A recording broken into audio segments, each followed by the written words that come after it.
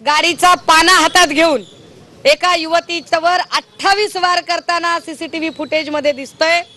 उरण पनवेलची घटना ताजी आहे। वरळीमध्ये नाकवा कुटुंब उघड्यावर आलं। ज्या मिहिर शहाच्या पोराने गाडीने फरफटत त्या नाकवा ताईंना तिथपर्यंत नेलं, त्याचं पुढे काय झालं अजूनही कळलं नाही।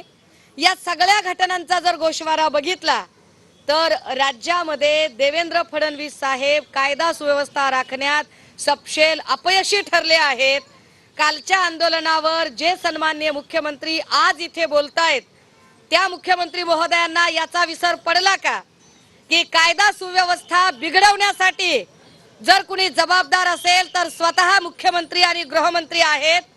कारण नाशिकमध्ये रामगिरी जे दंगल सदृश परिस्थिती निर्माण होईल असं वक्तव्य करतात, त्याच रामगिरींना जाऊन भेटायला वेळ मुख्यमंत्री महोदयांना आहे, पण पीडित मुलींच्या घरी जायला त्यांना वेळ नाही।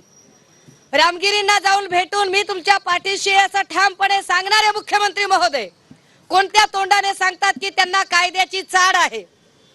जे गृहमंत्री सांगतात की ठोकून काढा, हे ठोकून काढाचे आदेश देणारे गृहमंत्री महोदय म्हणजे मराठा आंदोलकांनी न्याय मागितला की ठोकून काढा, लाठीचार्ज।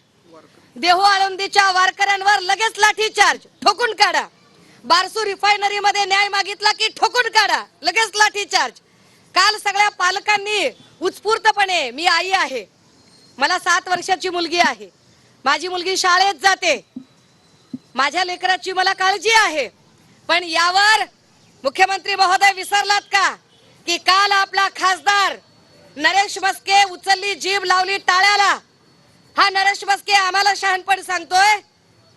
आमदार खासदारांच्या लेकरांना कदाचित प्रायव्हेट स्पेशल गाडी आणि 10 बॉडीगार्ड मध्ये शाळेत पाठवायची सोय असेल, पण गोरगरिबाच्या लेकरांच्या सुरक्षिततेचं काय? जी शाळा लाखो रुपयाची फीस घेते ती शाळा आमच्या लेकरांना सुरक्षितता का देत नाही? का बदलापूर मध्ये घटना घडली त्या शाळेचे सीसीटीव्ही फुटेज कुणी गायब केले? हे सीसीटीव्ही फुटेज गायब करणाऱ्या लोकांवरती अजूनही पोलीस तक्रार का दाखल झाली नाही? 17 तारखेची घटना आहे। ॲडव्होकेट जयेश वाणीने ट्विट केलं, त्यानंतर पोलीस प्रशासन खडबडून जागा झालं। पण या सगळ्यांमध्ये ज्या महिला पोलीस कर्मचारी होत्या त्यांनी पोक्सो अंतर्गत गुन्हा दाखल करून घ्यायला का दिरंगाई केली? डुंबरे नावाचे पोलीस कमिशनर कुठे गायब आहेत? पोलीस कमिशनर डुंबरेला निलंबन का केलं नाही? अजूनही का त्याचं निलंबन होत नाही?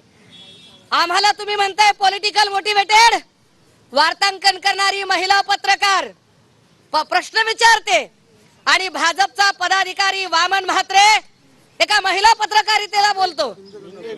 हा शिंदे गटाचा पदाधिकारी हा म्हात्रे बोलतोय की तुझ्यावर बलात्कार झालाय का, तुझ्यावर बलात्कार झाल्यासारखी बोलतेस का? हा मस्तवालपणा कुठून येतो? शिंदे साहेब, आंदोलन तुम्हीच चिघळवलं। आंदोलनाला हिंसक वळण जाणीवपूर्वक मिळावं अशी परिस्थिती शिंदे साहेब तुम्ही तयार केली।